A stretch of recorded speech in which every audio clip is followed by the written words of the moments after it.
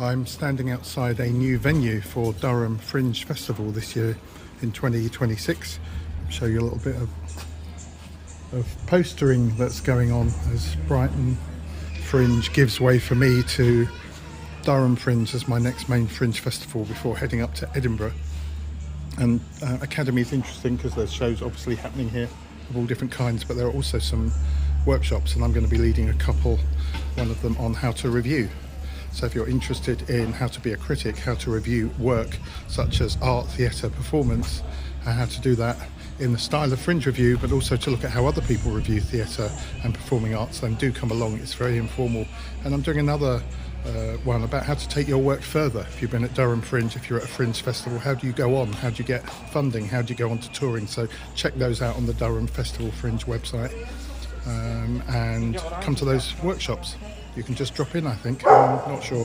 But anyway, this is a new venue, and this is my first video blog or log about Durham Fringe. It's the third time I've been here, the third time Fringe Review has covered it, and I also performed here a while back in one of my own solo shows. I think there's about 133 events that I found when I went onto their website, which has got a very friendly search engine.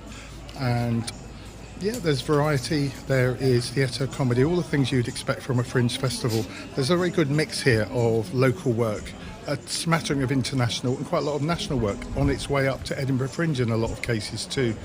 And the venues are all within walking distance of each other, so it's a real compact Fringe based around the cathedral and the castle, with a big outdoor venue there and bars and places to get food. Sounds like I'm doing an advert, but I think I'm making a pitch for human scale Fringe that is also local, Fringe that's trying to wake up its own city to come and see more work there too. Fringe festivals take a while to take hold.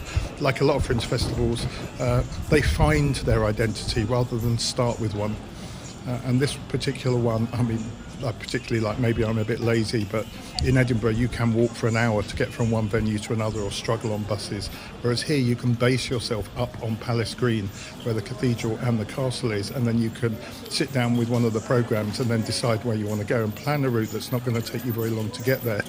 So it is a tiny sort of hilly, moundy sort of place, so you will get a bit of exercise if you want to choose the routes where you have to walk a bit. You might cross a river to a couple of venues, but that sounds further than it really is.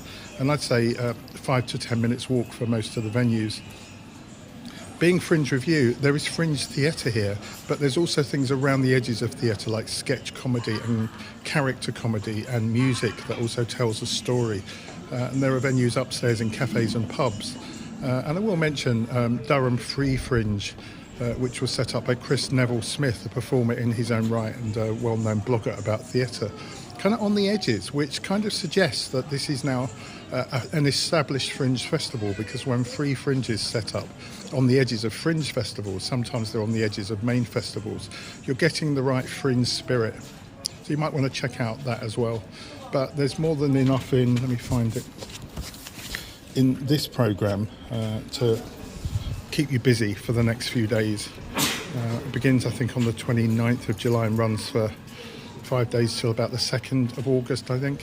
But check out Durham Fringe's website, you'll find it on Google.